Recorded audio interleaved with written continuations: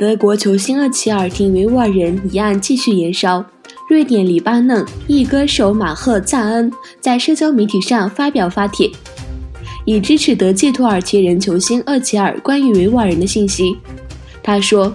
一位名人说出我们维吾尔兄弟姐妹在中国面临的暴行时，需要极大的勇气，厄齐尔做到了，谢谢兄弟为正义站起来。同时，美国国务卿蓬佩奥表态支持英超阿森纳球队以及在这家球队踢球的德国球星厄齐尔。蓬佩奥说，北京可以禁播这家球队的比赛，但真相必将战胜谎言。蓬佩奥愤怒地表示，中共无法对世界隐瞒其公然侵犯维吾尔人和其他宗教信仰族群人权的行为。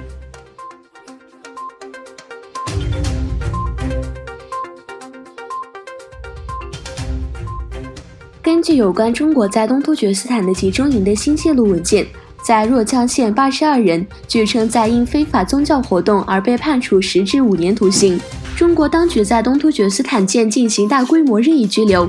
将数百万维吾尔人关押在集中营。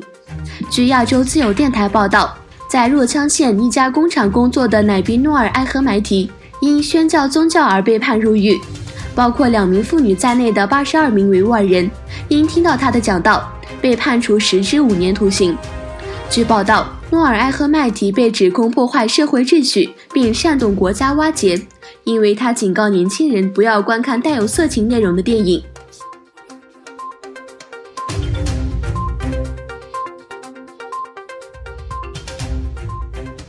印度尼西亚几个最大的穆斯林团体否认了北京方面的游说影响了他们对待维吾尔穆斯林问题上的立场。印尼第2大穆斯林组织穆罕默迪亚秘书长否认他参加的新疆之行期间接受了中国的捐款，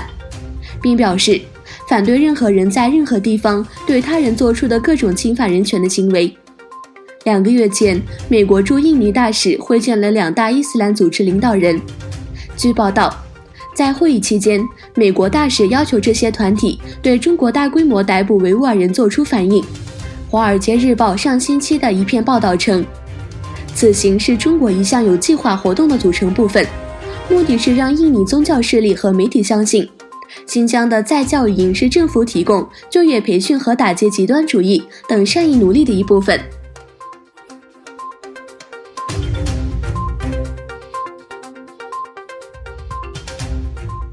美国众议院投票通过一项禁止政府使用资金帮助运营商购买华为电信设备的法律草案。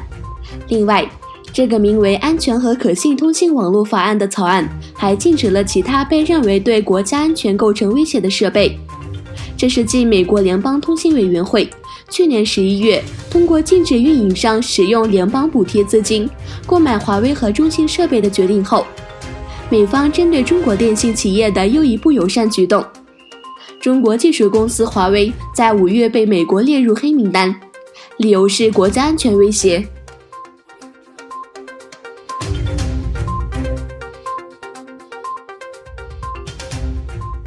中国首艘国产航母南下驻渤海南三亚军港1个月后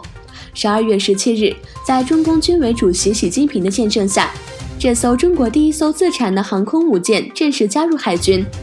完成成军的最后一步。据中央电视台报道，在海南三亚的一个港口举行了仪式，已将山东航空母舰交付给中国人民解放军海军。中国国家主席习近平也参加了仪式。该船被命名为山东，山东是中国投入服务的第2艘航空母舰，但它是第1艘在当地生产的航空母舰。在今年的北约峰会上，中国首次成为正式议程。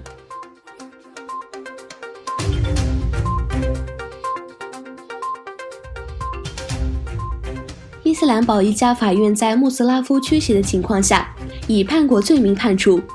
这位军事强人前总统死刑。巴基斯坦前军事强人佩雷兹·穆斯拉夫被伊斯兰堡一法庭以叛国罪判处死刑。穆斯拉夫在1999年通过军事政变推翻当时的总统谢利夫，并掌权直到2008年下台。这位前军方领导人被控在2007年宣布紧急状态，